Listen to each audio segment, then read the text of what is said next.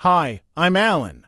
Welcome to Game Review. This time I'm gonna introduce Persona 3 Reload, a classic turn-based JRPG. As you know, JRPGs are way different from the RPGs like The Witcher, Fallout, Baldur's Gate with free choices to affect the story endings. But JRPGs are usually focused on character development, and it does fit in Persona 3's story. Anyway, let's set off. Persona 3 Reload is about. There is a strange phenomenon would make people desperate and even give up their own life. All of the cases are related to a tower called Tartarus and the Dark Hour. There is a team called Seas is able to use an ability called Persona to fight and explore Tartarus for solving the problem, even though the members are not very closed at the very beginning. And they do spend a lot of the to get close to each other. Of course, this game is based on a classic game story design, but there are some traits make it different. The topic, the journey, fine music, and the hints are relevant to the real world. The topic.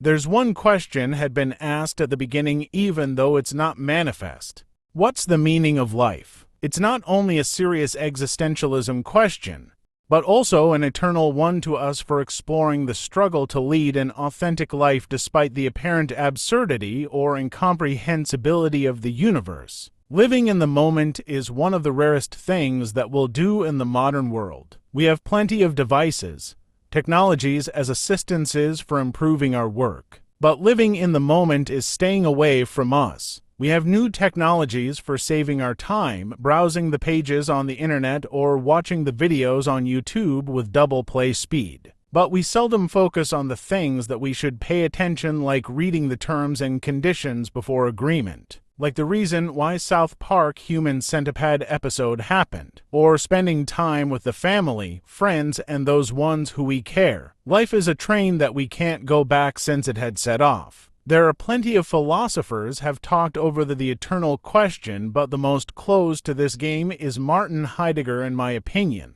As Heidegger's view, no one is able to escape from death, and human beings are the only animal is able to acknowledge being towards death. But we are not doomed by death only. Death is a key to free us to become ourselves and a power to encourage us to live. And Steve Jobs also said the same thing in the famous speech. Even Irvin D. Yalom said something like that, mostly in the book Staring at the Sun, Overcoming the Terror of Death. In the journey of the hero Makoto Yuki, he lived like a zombie and nothing mattered for him since he lost his parents. But everything is different since he participated in Seas. Living in the moment, hanging out with friends, having a good time, finding the ones he loves and cares, losing partner again, and acknowledging the weight of life. And finally he got his own answer for life, even though that means he will die, for these things matter for him. Brave enough to face death is the most respectful and precious value for a human, and it's the only thing would be applied by a human.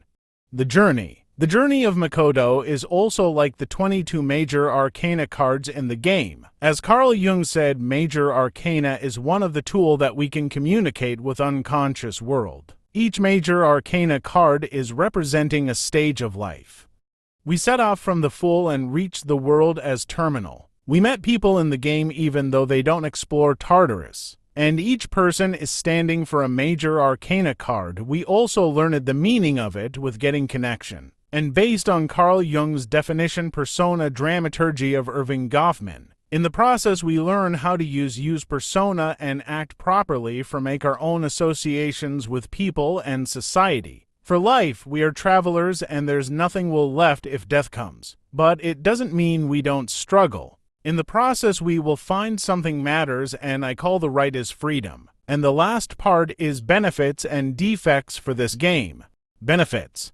The first one is this game is with unique style, convinced story, and relationships. The second one is its good reason encourage people think about the existentialism questions, make people consider the meaning of life. The third one is that's one of the few turn-based RPGs with fine music and quick pace battle. And the quick pace is only available on Persona franchise.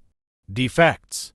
The first one is like the theme color, blue. The whole story won't make you happy as Persona 5 probably, but trust me, it's a game would make you remind of it after finishing it. The second one is the whole game is about only one maze, Tartarus. So it's not with several unique design mazes, and frankly, it's not that fun in the exploring process. I do recommend the game for people who like JRPGs, good stories, Existentialism, and Persona series. Thanks for watching the video, and I hope everyone is able to figure the answer of life. If you like the video, please like, share, and subscribe. See you next time.